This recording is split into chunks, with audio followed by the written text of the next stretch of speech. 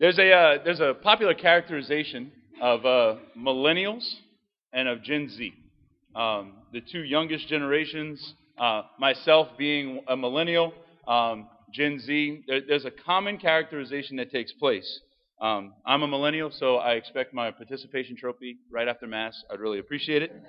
But there's a common characterization that takes place with with our younger generations, and there have been article after article that's written, and different things have been seen, and studies have been done, and surveys, and all this stuff.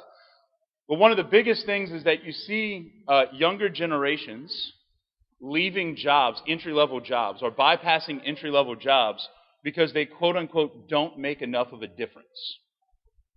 I've seen this with my friends. I've seen this with younger people. That it's just there's an absolute desire to want to make a difference in the world more than a paycheck. For a younger generation, I know my generation. Typically speaking, the purpose is more important than the paycheck. So when we do something, or we're asked to do something, or when I know myself, the tendency is when I'm asked to do something that doesn't really have much of a purpose, I don't like that. It usually like hits a discord in me, and I have a hard time with that.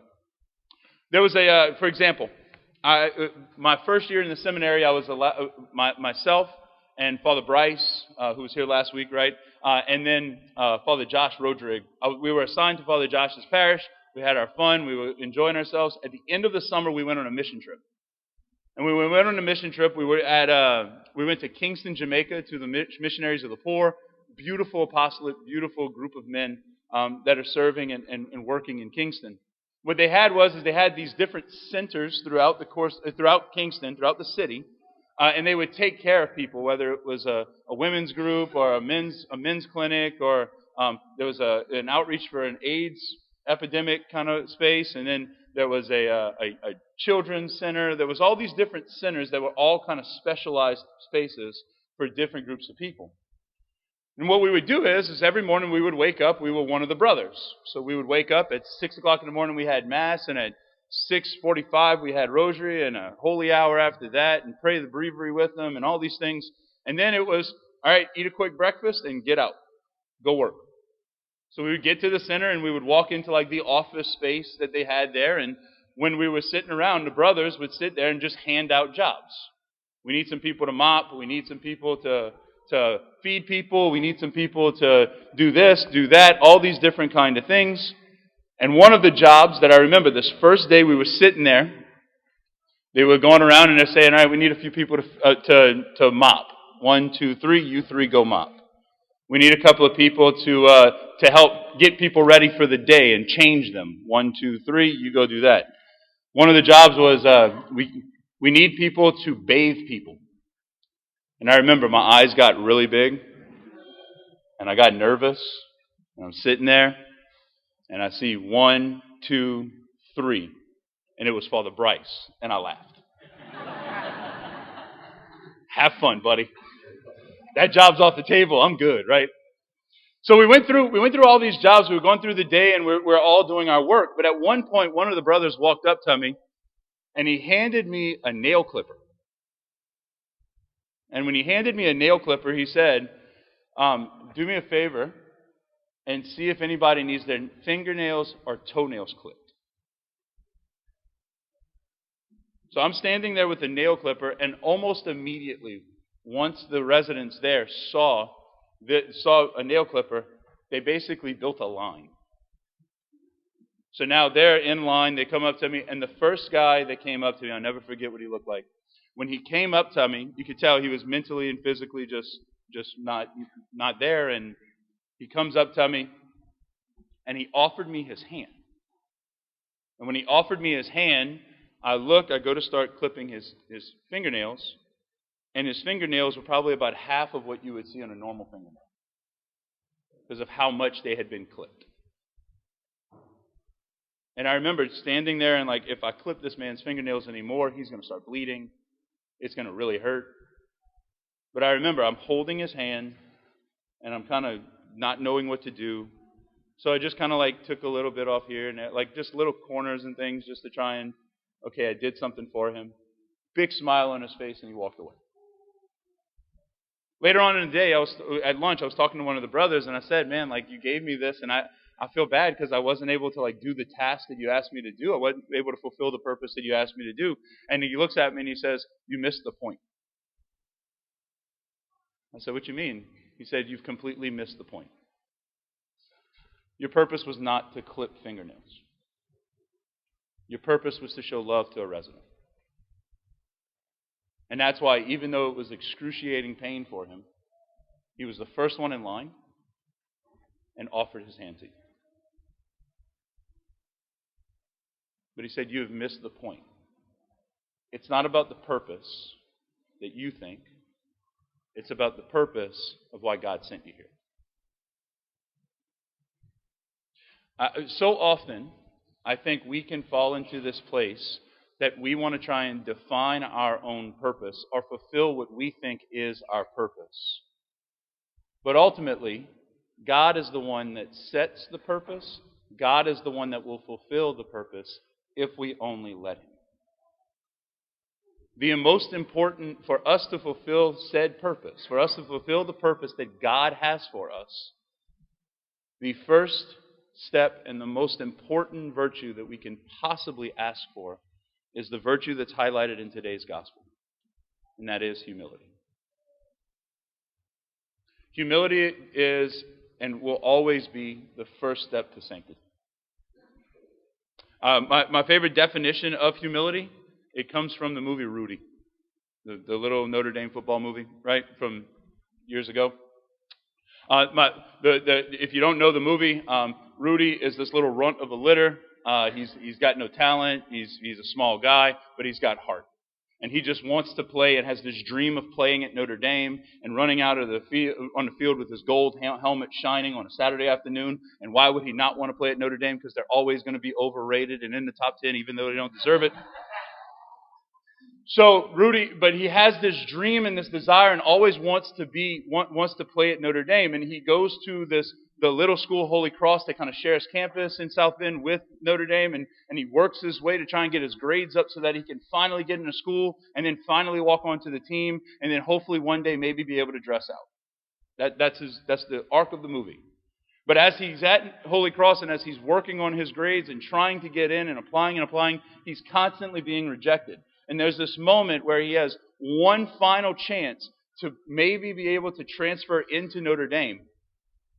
And he's done all his work, he's done all his study, and he's sitting in the chapel at the university, and he's praying.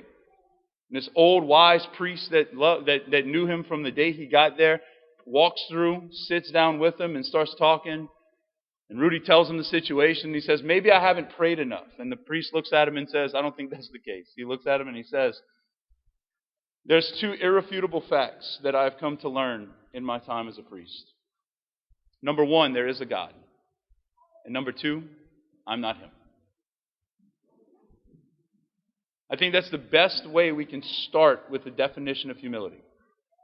There is a God, and I'm not Him. Even when it comes to the purpose that we might feel in life, or the purpose that I felt that I had to do when I was in Kingston, Jamaica, with this African man who offers his hand to me. Like, even whenever those things are going on, there is a God, and I'm not Him.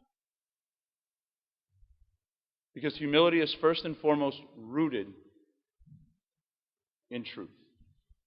It's first and foremost rooted in reality. Mother Teresa once defined humility. She said, humility is the mother of all virtues, purity, charity, and obedience. And she says this, if you are humble, nothing will touch you, neither praise nor disgrace, because you know what you are. If you are blamed, you will not be discouraged.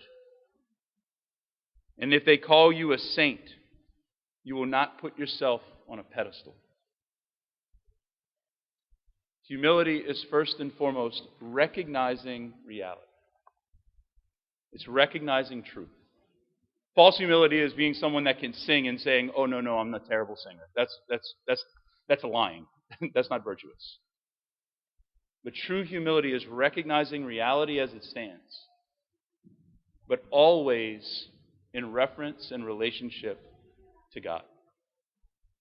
See, in our gospel today, the people that are coming to this party, that are coming to this dinner party, they lose the second part of that.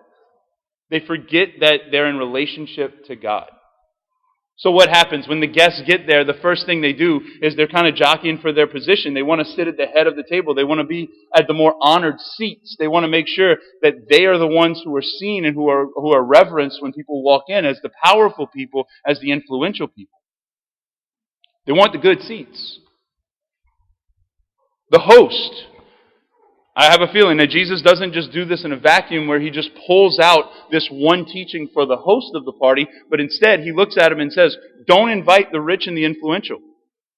Don't invite the people that are closest to you, that might repay you so that you can be seen as an influential person. That this is incestuous kind of relationship where we just kind of build up each other's ego. You need to break that. And Jesus attacks right at it. Right at the core of where they're struggling. And says, be humble. Whether you're the guest at the party or the host, act against your normal intuition. Make yourself small so that God can make you great.